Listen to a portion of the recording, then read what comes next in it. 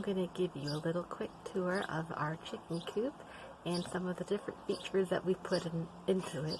Some of the features were by necessity, and some are things that we really wanted. So we've changed it even still. We've built it about 2 years ago, and we still make changes occasionally.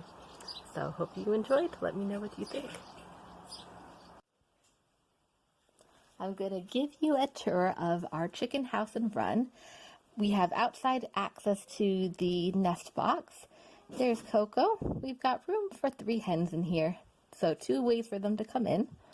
That was important to me, to access the eggs from the outside without having to go in. Then you open this door and flip this extra ledge, and this run is tall enough to walk into. It's got 3 wooden perches, and it's got 3 little sections I'll talk about more in a minute. So here's the first floor. So another little area to sit, and then inside you can go into the next box. And then up these little stairs that will take you up to the second floor where you've got the house and another roost bar for the nighttime for them to sit on. And little door here to go in. And we have taken the main door off the front of that. There was one there, but we've taken it off for the summer. And you can see now our other chicken Dinah can just walk across the stick and then jump in that way as well. So that's another access. So it was important for me to have a run that was tall enough for me to walk into.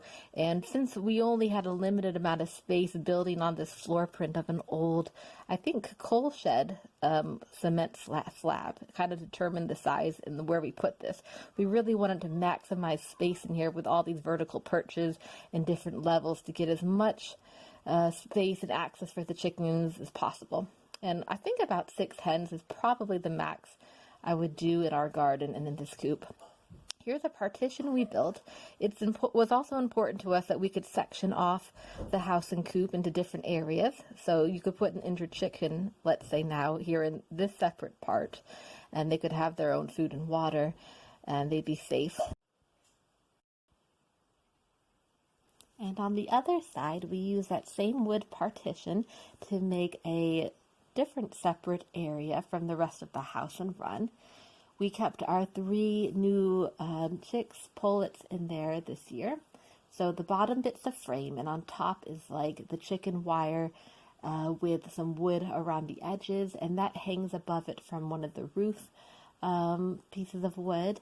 And then you kind of lift up the wire to reach in to check the chickens, to change the food and water, and then it flaps down.